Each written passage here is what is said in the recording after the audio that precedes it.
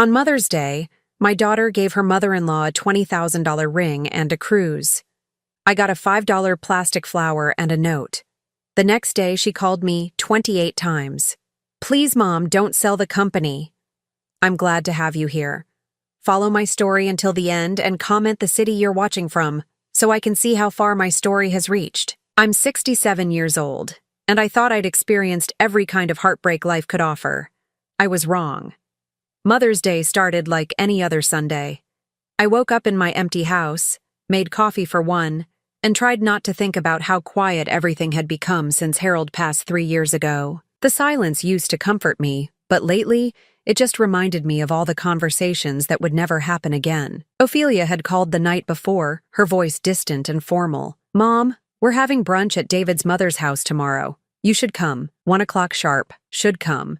Not, we'd love to have you, or please join us, just an obligation disguised as an invitation. I arrived at Patricia's house precisely at 1. The driveway was already full of expensive cars, and I could hear laughter spilling from the backyard. Patricia had always been everything I wasn't: polished, social, effortlessly elegant. Her house looked like something from a magazine, all white marble and fresh flowers. When I walked through the gate, I saw them gathered around the patio table. Ophelia sat beside Patricia, their heads close together, sharing some private joke. My son-in-law David was grilling, acting every bit the devoted son Patricia had raised him to be. "Colleen!" Patricia called out, her smile perfectly practiced. "So glad you could make it." Ophelia looked up and gave me a quick nod. "Hi, Mom. You can sit over there." She gestured to an empty chair at the far end of the table, away from the main conversation. I sat down quietly, watching as everyone chatted about things I wasn't part of. David's sister was there with her children, Patricia's bridge club friends, even the neighbors. Everyone seemed to belong except me. Then came the gift exchange. "Oh, Patricia, we have something special for you," Ophelia announced, standing up with an excitement I hadn't seen from her in years. David appeared beside her, carrying a small velvet box and an envelope. Patricia gasped when she opened the box. Inside was a stunning diamond ring, the kind that catches light from across the room. "Ophelia, honey, this is too much. It's not too much for the woman who raised such an incredible son," Ophelia gushed, hugging Patricia tightly. "And there's more." The envelope contained cruise tickets, 2 weeks in the Mediterranean, first-class accommodations. Patricia actually started crying, and everyone applauded while Ophelia beamed with pride. I felt something cold settle in my stomach. $20,000. At least, maybe more. "And now for Grandma Colleen," David said, though his voice had lost some of its enthusiasm. Ophelia walked over to me, carrying a small gift bag. Inside was a plastic flower, the kind you'd find at a dollar store, and a card that looked like it had been grabbed from a drugstore rack at the last minute. I opened the card. The printed message said, "Happy Mother's Day," and underneath, in Ophelia's handwriting, "Thanks for everything, Mom. Thanks for everything." Like I was the cashier at a grocery store. The table went quiet. I could feel everyone staring, waiting for my reaction. Patricia cleared her throat uncomfortably. Even David looked embarrassed. "It's lovely," I managed to say, my voice barely above a whisper. "Thank you, dear." But Ophelia had already turned back to Patricia, launching into an animated story about the cruise destinations they'd chosen. The conversation moved on without me, and I sat there holding my $5 plastic flower, feeling smaller than I had in years.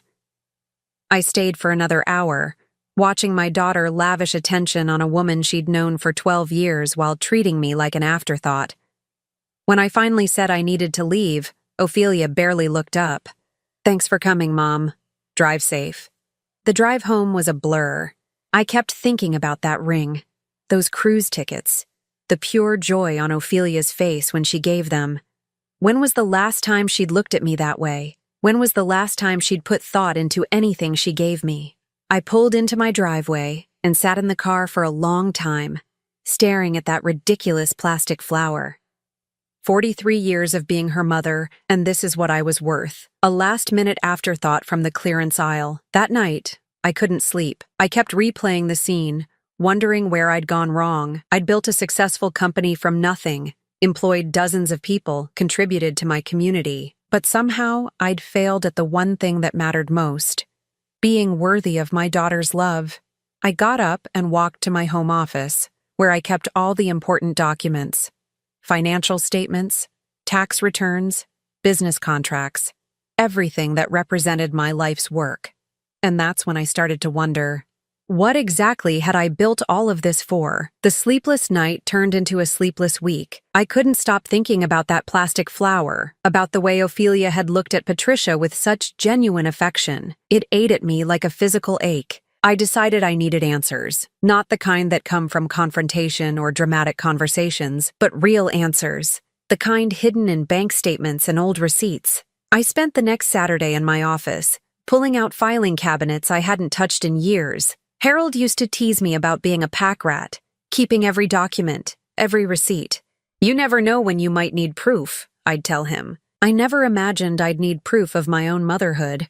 The first file I opened was labeled Ophelia College. Inside were tuition payments, room and board receipts, and dozens of smaller expenses I'd forgotten about. Books, a laptop, even parking tickets she'd gotten on campus. $47,000 total, not including the car I'd bought her junior year when hers broke down. But that was just the beginning. I found the folder marked Wedding, O&D, $58,000 for a single day. The venue, flowers, catering, her dress, the photographer. I'd insisted on paying for everything because I wanted her day to be perfect. David's parents had contributed a case of wine. Then came the house files. When Ophelia and David got married, they'd wanted to buy a home in the exclusive Riverside district. Their combined income wasn't enough for the mortgage on the house they wanted. So I'd co-signed. Then, when David's business hit a rough patch 2 years later, I'd quietly taken over the mortgage payments for 6 months. They never knew. I'd made sure of that. The car payments were next. 3 different vehicles over the years, each one just a loan until we get back on our feet. Somehow, those loans never got repaid, and I never asked. I'd just quietly absorbed the payments into my monthly expenses, but it was the emergency fund that really got to me. In 2019, David's landscaping business had nearly gone under. He'd made some bad investments, trusted the wrong people. They were facing bankruptcy. Ophelia had called me, crying, begging for help. I'd transferred $85,000 that same day. No contracts, no payment plans, just a mother helping her child. They'd bought the boat 6 months later. I sat back in my chair, staring at the calculator display. Over the past 15 years, I'd given or spent nearly $400,000 on Ophelia and David.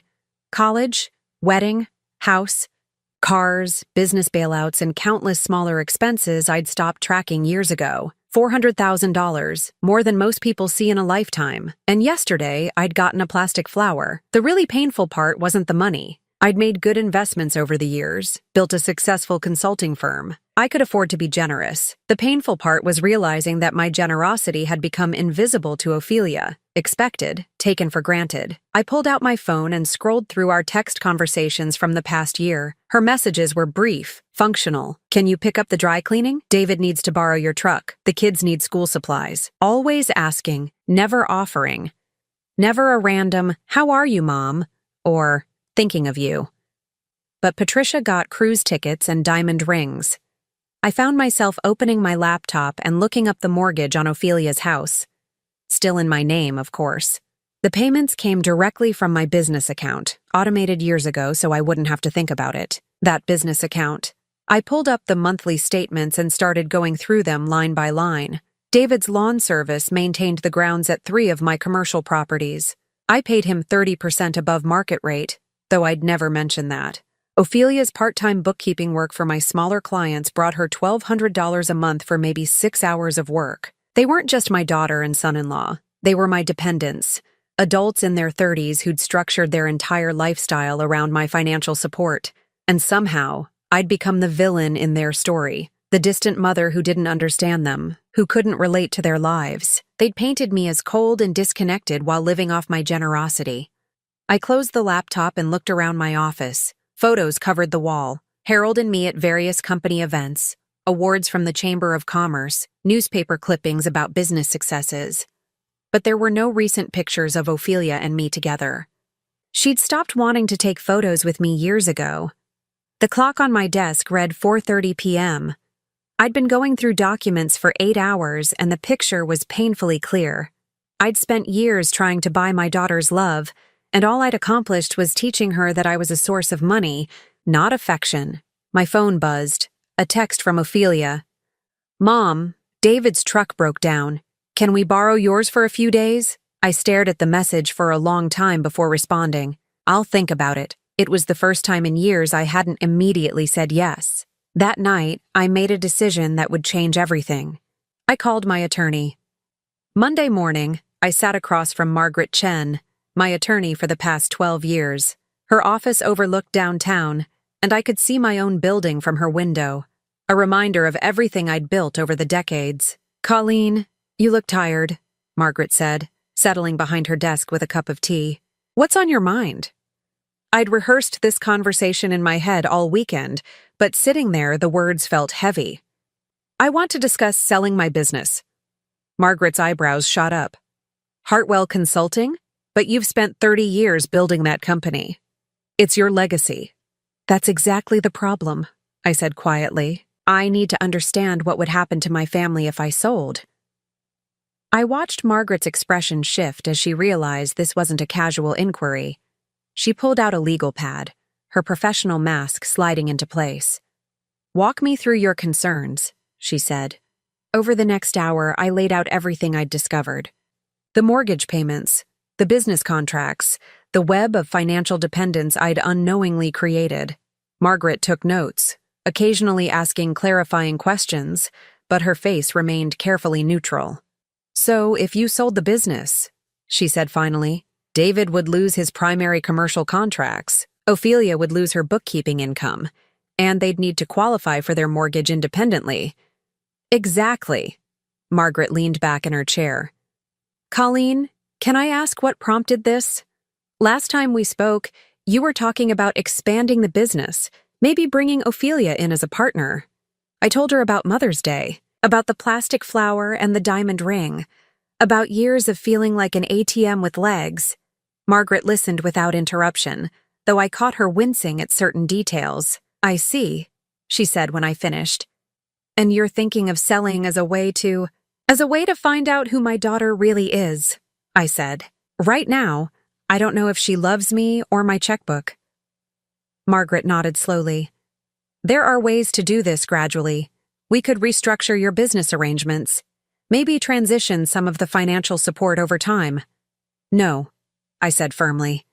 "Gradual change gives people time to adjust, to find new ways to manipulate the situation. If I'm going to do this, it needs to be clean." We spent another hour discussing the logistics. Margaret had contacts in the business brokerage world, people who specialized in consulting firms. She estimated the process would take 3 to 6 months, depending on how quickly we moved. "I'll need complete confidentiality," I said. "No one can know until the sale is finalized." "Of course, but Colleen, once you do this, there's no going back. Are you prepared for how Ophelia might react?" I thought about that plastic flower sitting on my kitchen counter. I'm prepared for her to show me exactly who she is. That afternoon, I started making subtle changes. I called David's landscaping company and told them I was considering switching to a different service for my commercial properties. "Budget constraints," I explained.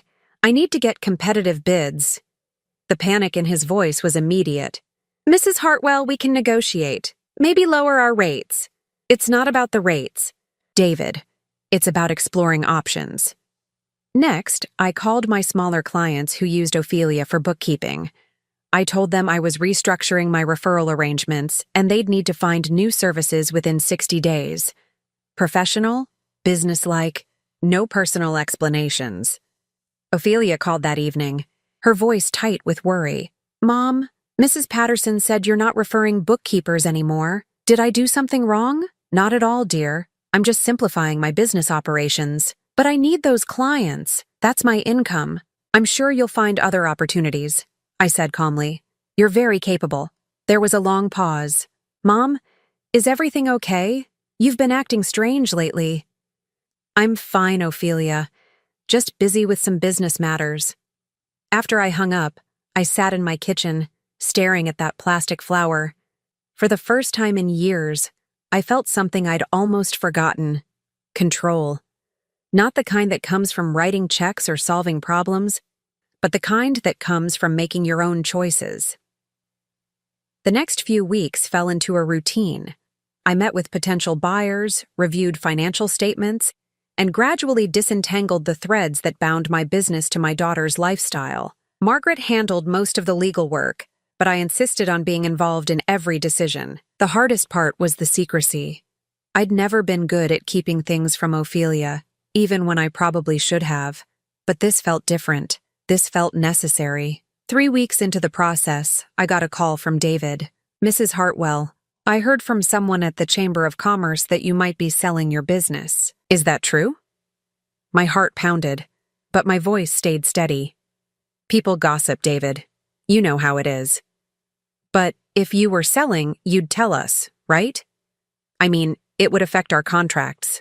If and when I make any major business decisions, you'll be informed appropriately." That night, Ophelia showed up at my door. She looked exhausted, her hair pulled back messily, wearing an old sweatshirt I remembered from her college days. "Mom, we need to talk," she said, pushing past me into the living room. "David's contracts, my bookkeeping clients, now rumors about you selling the business. What's going on?" I sat down across from her, hands folded in my lap. "I'm reevaluating my priorities." "What does that mean?" "It means I'm 67 years old, and I'm tired of carrying everyone else's responsibilities." Ophelia's face flushed. "Is this about Mother's Day? About the gift?" "I'm sorry if you didn't like it, but we've been really tight on money lately." I almost laughed. Tight on money while living in a house I paid for, driving cars I'd bought, working jobs I'd arranged. But I didn't say that. Instead, I just looked at her and said, "This isn't about one day, Ophelia. This is about understanding what really matters." She left 20 minutes later, frustrated and confused. I watched her drive away in the car I'd co-signed for, back to the house where I paid the mortgage. But not for much longer. The call came on a Tuesday morning while I was reviewing the final purchase agreement. Margaret had found a buyer, a larger consulting firm looking to expand their regional presence. The offer was generous, more than I'd expected. My phone rang just as I was signing the preliminary documents. The caller ID showed my home number, which was strange since I was at Margaret's office. "Hello? Mrs. Hartwell? This is James Morrison from Morrison & Associates. I'm trying to reach you regarding the acquisition of Hartwell Consulting." My blood went cold. "I'm sorry, who is this?" "James Morrison. My firm is handling the due diligence for the purchase. I may have dialed the wrong number. I was trying to reach your office. You called my home number." "Oh, I apologize. Someone answered and said they were your assistant. They gave me permission to discuss the details of the sale." I closed my eyes. Only one person had a key to my house. Only one person would answer my phone and pretend to have authority they didn't possess. "Thank you for calling, Mr. Morrison. Please direct all future communications through my attorney, Margaret Chen." I hung up and immediately called my house. It rang 4 times before Ophelia answered. "Mom's house, this is Ophelia. What are you doing in my house?" There was a pause. Then her voice changed completely. "Mom, I thought you were at some meeting. I just came by to water your plants. I don't have plants that need watering." Another pause, longer this time. "Okay, fine. I was looking for something. David said you might have some old tax documents he needs." "And you answered my phone because—" It kept ringing. I thought it might be important. I could hear the lies crumbling in her voice. "Ophelia, I'm coming home. We need to talk." The drive from Margaret's office to my house took 15 minutes, but it felt like hours. I kept replaying that phone call, the way Ophelia had pretended to be my assistant, authorized to discuss confidential business matters. The audacity of it was breathtaking. When I pulled into my driveway, Ophelia's car was still there. I found her in my home office, sitting at my desk with papers scattered around her. She looked up when I walked in, her face a mixture of defiance and guilt. "Find what you were looking for?" I asked. She gestured to the documents. "Mom, what is this? You're really selling the company?" I walked over and started gathering the papers. Purchase agreements, financial statements, confidentiality documents, everything she shouldn't have seen. These are private business matters. Private? Mom, this affects all of us. David's business depends on your contracts. My income comes from your referrals. You can't just sell without talking to us. I stopped collecting papers and really looked at her.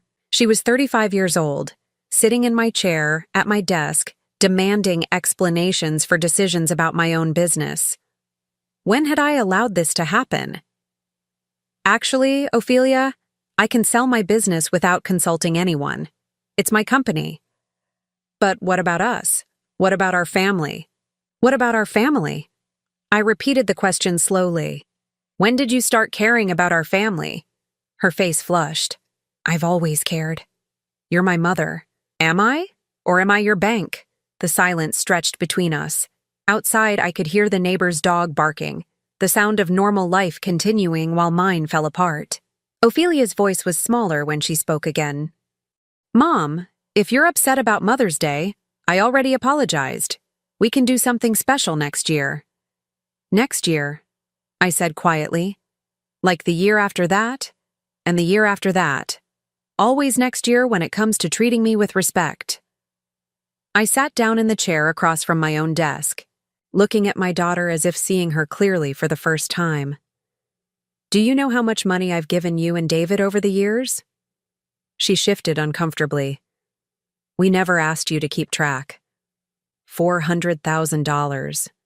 Not including the mortgage I'm still paying on your house, or the business contracts I've arranged for David, or the referrals that provide your income. Ophelia's mouth opened, then closed. She clearly hadn't expected me to have actual numbers. I'm not telling you this to make you feel guilty, I continued. I'm telling you this because I need you to understand something.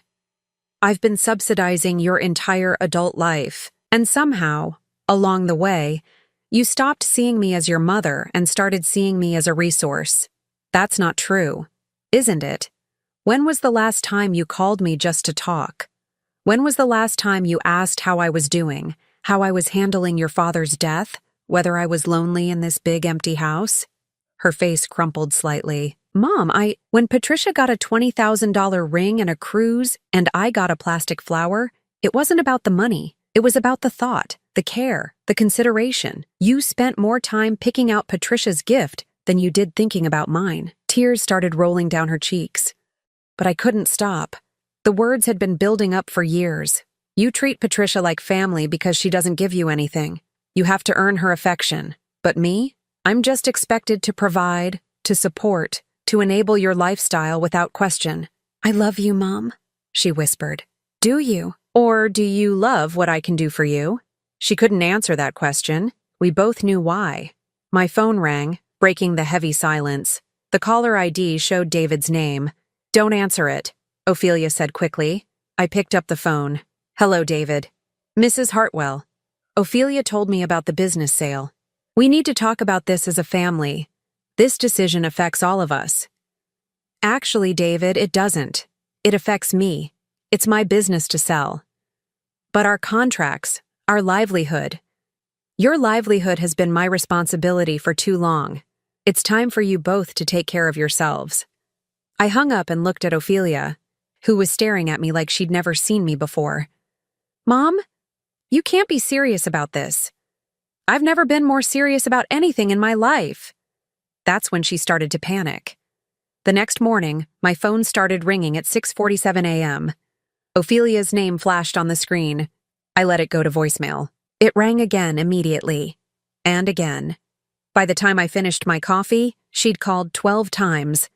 I finally answered on the 13th call. Mom, please, we need to talk about this. We talked yesterday, Ophelia. I think I was quite clear. You can't just destroy our lives because you're upset about a Mother's Day gift.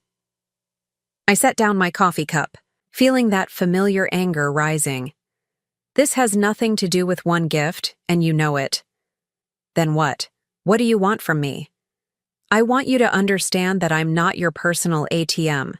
I want you to see me as a person, not a source of funding. I do see you as a person. You're my mother. When was the last time you treated me like one? Silence. Then, Mom, if you sell the business, we'll lose everything. The house, David's contracts, my clients. We'll have to start over. Yes, you will. And maybe that's exactly what you need. She hung up on me. 20 minutes later, she called back. Then again. Then again. I stopped counting after the 15th call. Each voicemail was a variation of the same theme.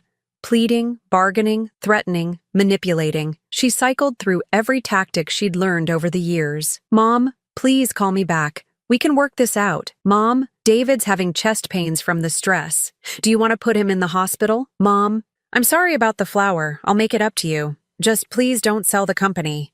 Mom, everyone's going to think you're being vindictive and cruel. Is that really how you want people to remember you? By noon, she'd called 28 times.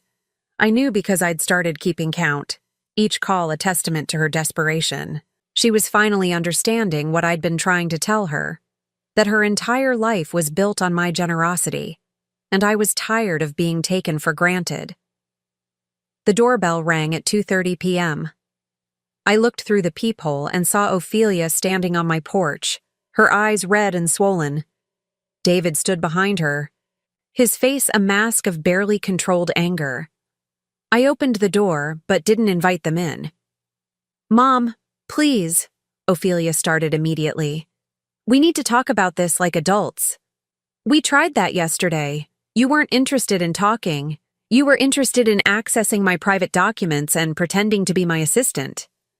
David stepped forward. Mrs. Hartwell, with all due respect, this is affecting more than just you. We have a family to think about. So do I said quietly. I have to think about what's best for my family. And right now, what's best is for all of you to learn to stand on your own feet. Ophelia's face crumpled. Mom, I'm begging you. Please don't do this. You're begging me now. When was the last time you asked me how I was doing? When was the last time you invited me to dinner that wasn't a holiday obligation? When was the last time you called just to say you love me? She opened her mouth, then closed it. We all knew the answer. I thought so, I said. You only call when you need something. You only visit when you want something. You only care when you're about to lose something. David's anger finally erupted. This is ridiculous. You're punishing us for being successful, for building a life together. Successful? I laughed, but there was no humor in it. David, you're 37 years old and you've never made a mortgage payment on your own house. Ophelia's entire income comes from work I arrange for her. You call that successful? We call it family, Ophelia said, her voice breaking. Families help each other. Help goes both ways. Ophelia, what have you done to help me? What have you contributed to this family besides taking? The question hung in the air like a challenge. Ophelia looked at David, then back at me, searching for an answer that didn't exist. I gave you grandchildren, she said finally. No, you didn't. You moved 3 states away and visit twice a year. I haven't seen Tommy and Sarah in 8 months. Her face went white. Even David looked uncomfortable. You want to know what family looks like? I continued. Patricia's family calls her every week. They visit without being asked. They remember her birthday without being reminded.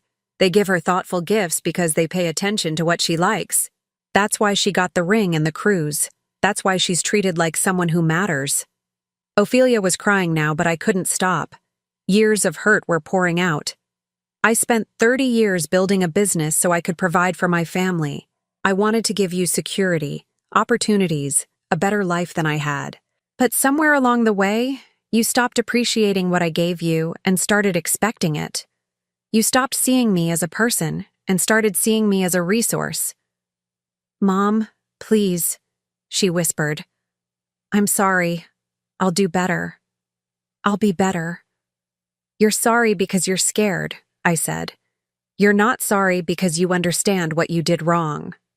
David grabbed Ophelia's arm. Come on, we're wasting our time here. She's made up her mind, but Ophelia pulled away from him. No, wait. She looked at me with something I hadn't seen in years, genuine vulnerability. Mom, what do you want from me? Tell me what I need to do to fix this. I looked at my daughter, really looked at her. 35 years old, crying on my doorstep, Finally asking the right question, but it was too late. I want you to figure out who you are without my money, I said. I want you to learn to value relationships that aren't transactional. I want you to understand that love isn't about what someone can give you. And then what? If I do all that, will you change your mind? I shook my head slowly.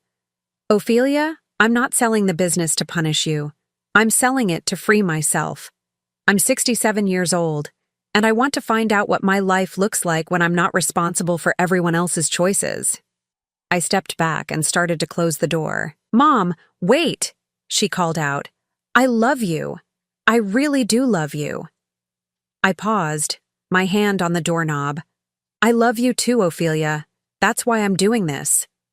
Then I closed the door and listened to her cry on my porch for the next 10 minutes before they finally drove away. The sale would be final in 2 weeks. 3 months after the sale closed, I was sitting on the porch of my new cottage, watching the sunset paint the lake in shades of gold and pink. The house was smaller than what I'd left behind, but it was mine in a way the old house never had been. No memories of failed expectations, no rooms that echoed with disappointment. The move had been surprisingly easy. 30 years of business files, contracts, and correspondence all boxed up and stored away. I kept only what mattered: a few photos, Harold's favorite books, and the quilt my mother had made when Ophelia was born. The cottage came furnished, which suited me perfectly. I didn't want to drag the past into this new life. The previous owners had left behind simple, comfortable furniture and a garden that needed tending. I'd never had time for gardening before, but now I had nothing but time. Ophelia hadn't called in 6 weeks. The silence hurt, but it also brought clarity. I'd spent so many years measuring my worth by her approval, her visits, her needs. Now I was learning to measure it by my own peace of mind. The business sale had provided more than enough money for a comfortable retirement. I'd set up a trust for my grandchildren's education, money they'd receive directly when they turned 18, with no strings attached and no parental access. It was my way of ensuring they'd have opportunities without enabling their parents. I'd also quietly paid off the mortgage on Ophelia and David's house. Not as a gift, but as a final severance. They now owned their home free and clear, but they also knew they'd never receive another penny from me. It was the last check I'd ever write for them. My phone rang, pulling me from my thoughts. I glanced at the caller ID, Susan, my neighbor from across the lake. We'd become friends over the past month, bonding over morning walks and evening glasses of wine. Colleen, are you free for dinner tomorrow? My son and daughter-in-law are visiting, and I'd love for you to meet them. I'd like that, I said, and realized I meant it. Susan's relationship with her children was everything mine had never been. Natural, reciprocal, built on genuine affection rather than obligation. After we hung up, I poured myself a glass of wine and walked down to the dock. The water was still, reflecting the last light of day. A family of ducks paddled by, the babies following their mother in a perfect line. My phone buzzed with a text message. For a moment, my heart jumped, thinking it might be Ophelia. But it was from Margaret, my attorney. Thought you'd want to know. David's landscaping business filed for bankruptcy yesterday. Ophelia's looking for work at the elementary school. How are you doing? I stared at the message for a long time before responding. I'm doing well. Thank you for letting me know. I felt sadness for them, but not guilt. They were adults who'd made choices. Now they were learning to live with the consequences, just like everyone else. A loon called across the water, its haunting cry echoing off the hills. I'd never heard that sound before moving here. There were a lot of things I'd never experienced while I was busy being responsible for everyone else's life. Tomorrow, I was starting a pottery class in town. Next week, I'd signed up for a book club. Small things, but they were mine. Chosen because they interested me, not because someone else needed me to do them. The strangest thing about this new life was how light I felt. For years, I'd carried the weight of other people's problems, their poor decisions, their financial struggles. I'd thought that weight was love, but it wasn't. It was enabling, and it had hurt us all. Real love, I was learning, sometimes meant saying no. Sometimes it meant letting people struggle so they could grow. Sometimes it meant walking away so they could find their own strength. 6 months later, I got a letter. Not a phone call or a text, but an actual handwritten letter. The return address was Ophelia's, but the handwriting was different, more careful, more deliberate. "Dear Mom," it began. "I've been trying to write this letter for months, but I never knew what to say. I kept wanting to ask you to come back, to fix things, to make everything the way it was before. But I finally understand that the way things were before wasn't good for any of us." I set the letter down and took a deep breath before continuing. "David and I are getting divorced. I know you probably heard about the bankruptcy, about me working at the school. It's been the hardest year of my life, but also the most honest. I had to learn who I was without your money, without your safety net. I had to figure out how to take care of myself. I'm not writing to ask for anything. I'm writing to say I'm sorry. I'm sorry for taking you for granted. I'm sorry for treating you like an obligation instead of a person. I'm sorry for all the years I wasted being angry at you for things that weren't your fault. I understand now why you sold the business. You weren't punishing me. You were freeing both of us. I just wish it hadn't taken me this long to see it. I don't expect you to forgive me, and I'm not asking you to. I just wanted you to know that I finally understand what you tried to tell me. Family isn't about what you can give someone or what they can give you. It's about showing up, paying attention, and caring about someone for who they are, not what they can do for you. I hope you're happy. Mom, I hope you've found the peace you were looking for. You deserve it. Love, Ophelia. P.S. I kept the plastic flower. It's on my kitchen windowsill, and every time I see it, I remember the look on your face that day. I remember the moment I realized I'd broken your heart. I'm sorry it took me so long to care about fixing it. I sat on my porch for a long time after reading that letter, watching the sun set over the water. Then I went inside and wrote a response. "Dear Ophelia," I began, "thank you for your letter. It means more to me than you know. But I didn't mail it that day, or the next day, or the next. Some wounds need time to heal completely before they can be reopened safely. Some relationships need space before they can be rebuilt on a foundation of truth instead of obligation. Maybe someday we'd find our way back to each other, but for now, I was content to be free. Free from guilt, free from manipulation, free from the exhausting job of trying to buy love that should have been given freely. I was 67 years old, and for the first time in decades, I was living my own life.